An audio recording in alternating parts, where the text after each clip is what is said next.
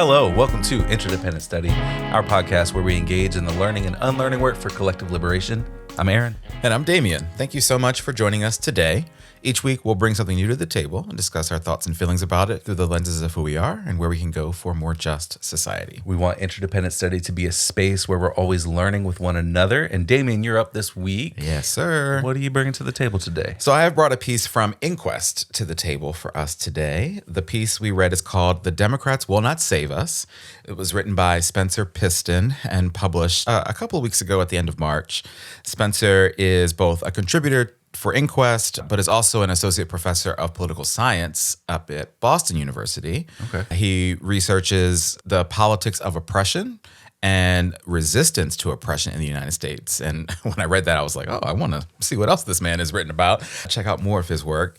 But this piece in particular was really great. It was all about how the U.S. deportation machine, as we know it now, is actually a bipartisan project that has evolved over the years. Mm-hmm. At one point in this piece, Spencer describes the current impasse that is preventing the funding of the Department of Homeland Security, which of course funds pay for TSA agents.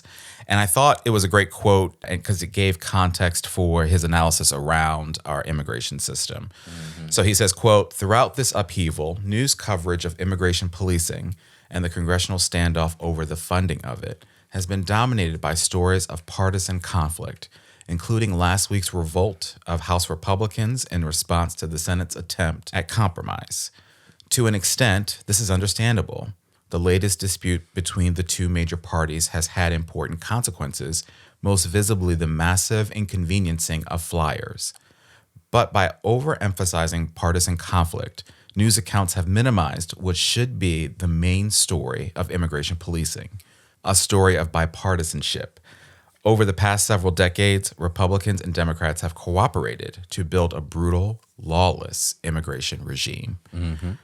And I was like, whoa, I think what we have seen, especially recently, is the true manifestation of this brutal, lawless machine, especially with this current administration. But, again, this piece does such a great job in setting and providing, I should say, context for what this really is about, right, and how this came to be. And so I'm excited to talk about this one. Where do you want to start? Yeah, I thought this was a great piece that outlines the way that the Department of Homeland Security and the immigration system as it exists today, with this heavy emphasis on deportations and detainment, has been established with a bipartisan consensus, as you mentioned in that quote.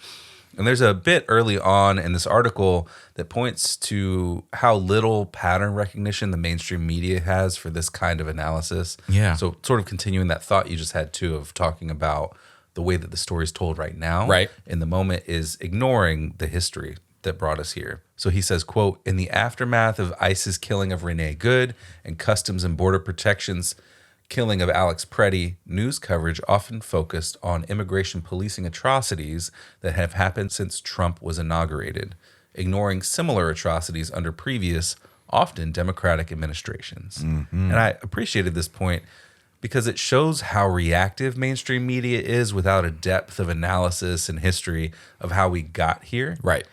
And there's a lot of reasons for this. I think one of them is that kind of news, the analytical, the long-term, the investigative, is more expensive. Yeah. It takes more time and more knowledge and effort and all that. And it might not sell well. Yeah, there it is. Either. Yeah. So there's a way that I think news agencies are always chasing profitability. Yeah. Or at least break-even ability, to create a fun new word for us right here on the podcast. There you go. But it also tells the truth that the challenges of those profit motives, the underlying need for them to generate revenue and profit, is a real challenge to the way that truth gets told in our society. Yeah. And so that there's a lot in that, I think, and I appreciated just a little touch on that.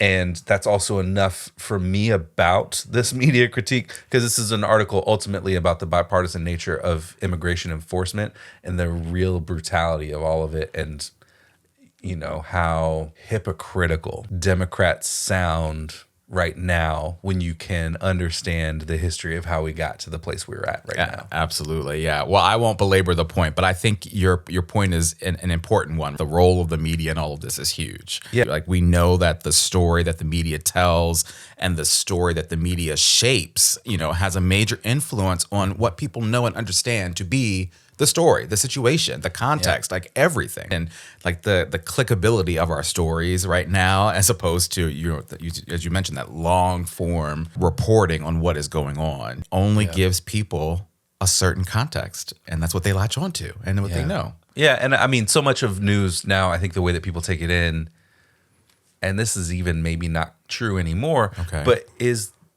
the nightly news that is really just a headline and a few, maybe a paragraph or two, right? If you made the comparison to print. And that's not enough to give you the context of anything. It tells you what's happening right now in this moment, but it doesn't give you the context of long term.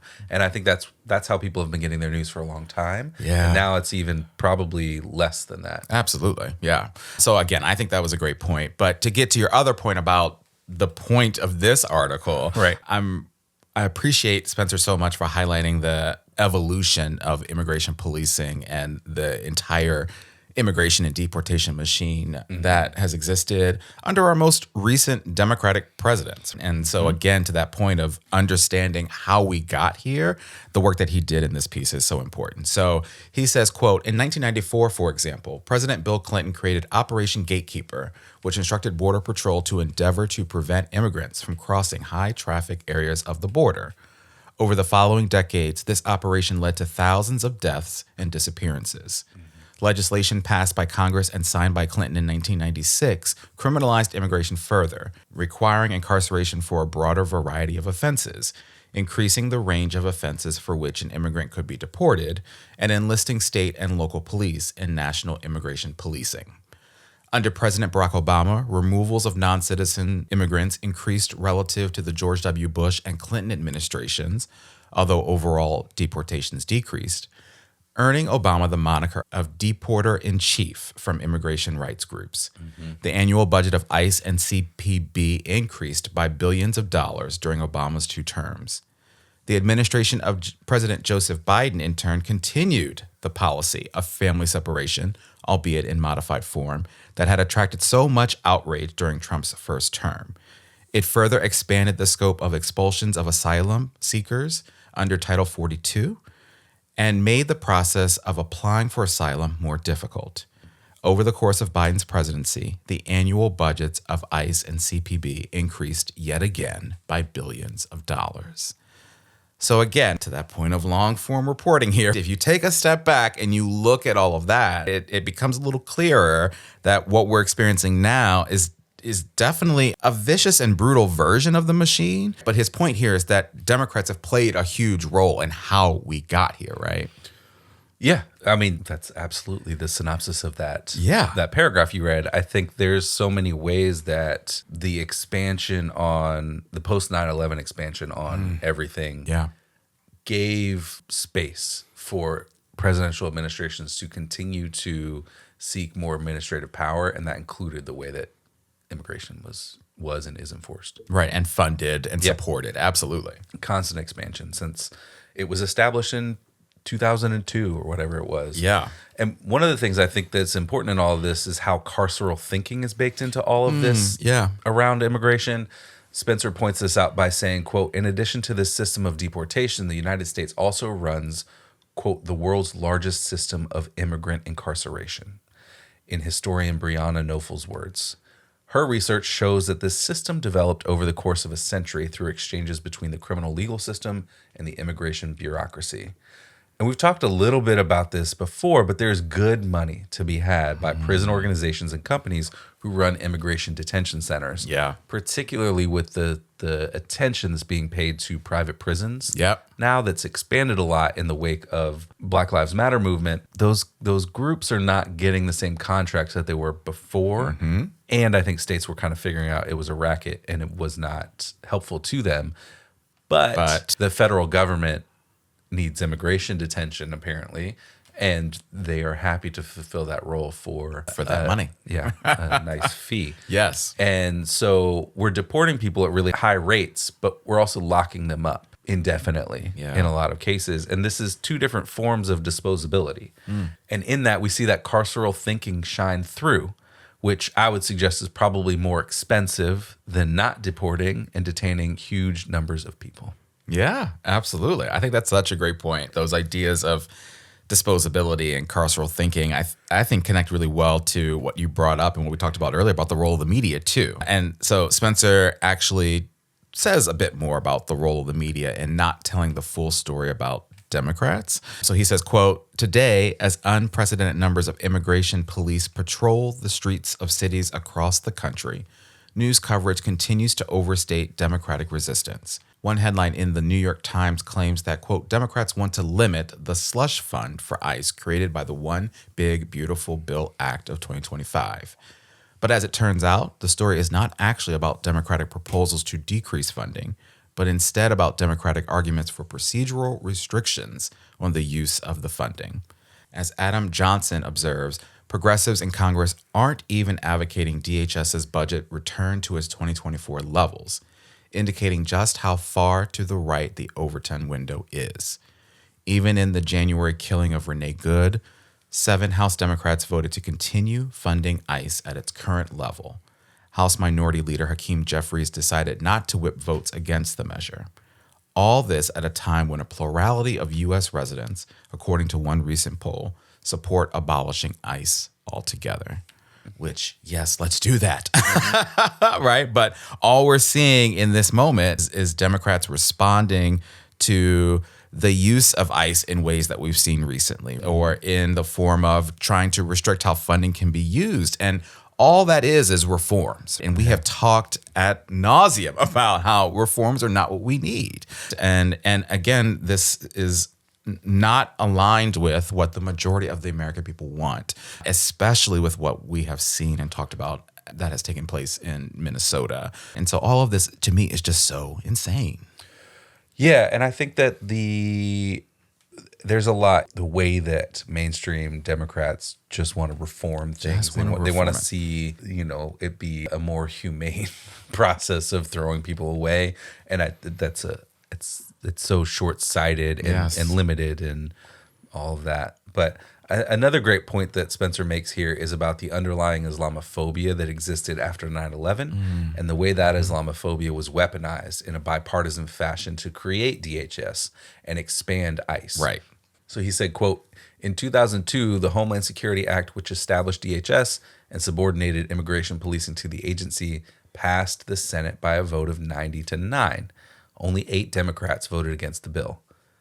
The Patriot Act, which in the words of legal scholar Khalid A. Baydon, devastated the civil liberties of Muslim citizens and immigrants, likewise received 48 of a possible 49 Democratic votes in the Senate.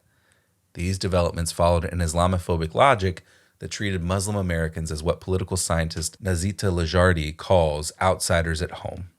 Criminal terrorists branded, in Maha Halal's formulation, innocent until proven Muslim.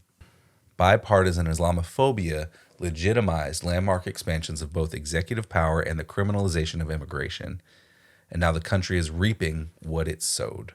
Wow. Yeah, and this is the way that carceral thinking always expands. If given an inch, it takes a mile. Yes. It's a power-hungry force. So if the targets initially were so-called terrorists, which really just meant all brown people who prayed toward Mecca. Yeah, that's right. It was always going to come around and get other people and collect other people in the net that expands from that point. Absolutely. And that expansion of power is hard to harness, especially when we have a feckless set of politicians who don't see the foundational issues with all of it, and they want to tweak the margins. Yeah. They want to say, oh, well, maybe they just need more training, or maybe they need HR. Yeah. Maybe ICE just needs HR, and that'll fix it. Yeah. And that's that's nonsense. You Or can't- body cameras, right? Yeah, and so I think that we'll talk about body cameras and some of that stuff in a little bit. Okay. But yes, that's exactly right. Yeah, I didn't know where you were going with the brown people who prayed toward Mecca, because in my mind I thought, well, that has only expanded to other brown people, right, absolutely. and other minoritized folks. And so you're right. I think, And that always would have happened. and that always would have happened. That's always how that would have happened. Absolutely, Which is why people were so vehemently against the Patriot Act and other things like that at the time. And it was a loud, small group of people, but it was a loud group of people who were making all of the arguments that have come true over the years. Yeah, and here we are. Yeah. Absolutely. All right, well, this feels like the moment that we're starting to make some application happen, so let's shift gears and go there. How does this piece and our conversation about it apply to our everyday lives and work? I want to share how Spencer ends this piece because it comes with an important call to action for all of us, which, I think is always necessary. And it speaks to how reforms, as I mentioned earlier, aren't going to get us to the place we deserve to be, which, we have, again, discussed a lot on this show, but it's so important. So Spencer closes this piece by saying, quote, "Will the capacity, authority, scope, and scale of immigration policing decrease if the reforms preferred by Democratic politicians in this current standoff are implemented? To date, there is little evidence for an optimistic answer to that question. Indeed, there is not even overwhelming reason to trust that that is the Democrats' aim. But a clear-eyed view of the failures of the two major parties should not lead one to believe that all is lost. Massive organized resistance is building and exerting power, leading to crucial victories on a regular basis. Join it. Join us." And, case in point, we've talked a couple of times, including in last week's episode, about our friends in Minnesota and their response to ICE as an example of that massive organized resistance that, he's talking about here.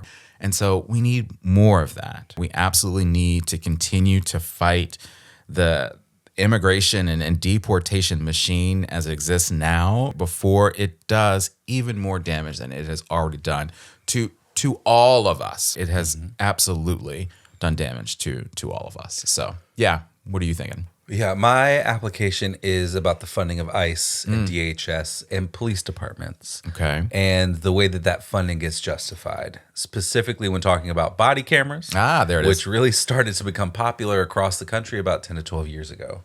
So Spencer talks about this and he says, quote, "Police sought out body cameras because of their potential to increase the institution's surveillance power, in turn facilitating speedy prosecution, protection from liability, and the repression of protests.